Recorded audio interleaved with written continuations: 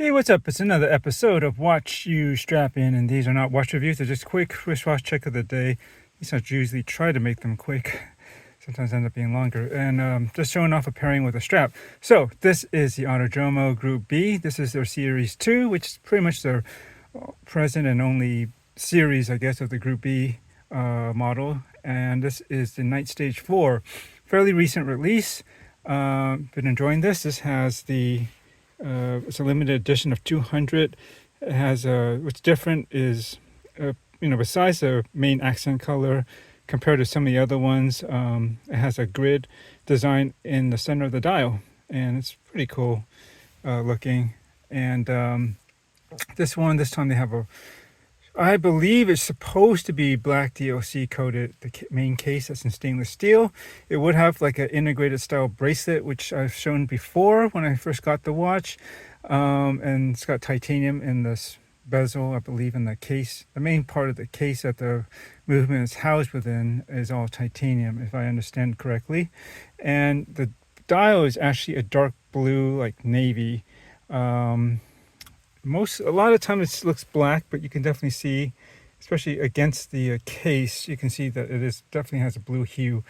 And recently Autodromo offered a Black Friday, I believe, promotion to include a free strap of your choice up to $95. And this is not a paid promotion. I bought all this stuff with my own money and all that, so as I usually do. I don't get anything for free.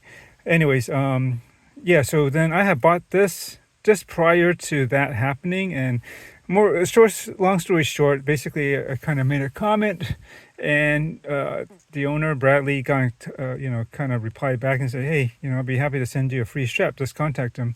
So I did, and I just quickly looked through their catalog of strap options that they offer, and I picked this one, the Saffiano Leather in navy. I didn't even know it really had this texture. I kind of didn't really get a close look at it, but I figured I wanted a rally strap, and something dark blue I would think would match the dial pretty nicely, and I think this added texture to it is something interesting.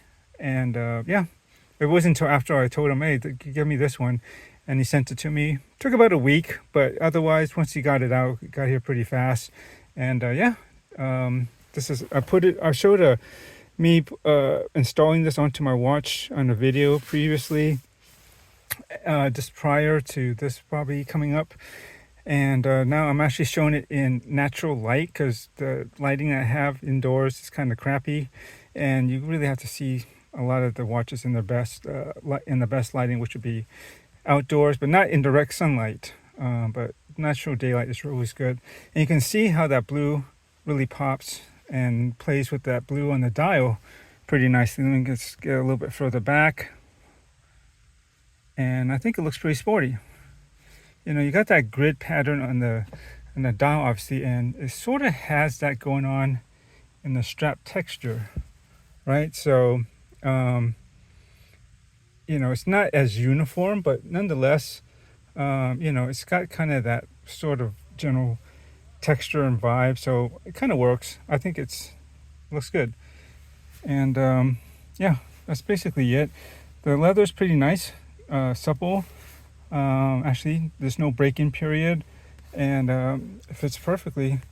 Well, actually, I had to be sure to use particularly skinny spring bars, because the lug width in here, as I showed in my installation video, is pretty tight for this watch in particular, and that leather around that spring bar area is a little bit on the thick side, so the thinner the better. It's a bit tight, but it's not really, I would say, rubbing. There isn't much movement anyways. Once it's set, but I would use skinnier spring bars just to get it in there. And that's about it. Little note. So there we go. Thanks for watching, and enjoy your watches.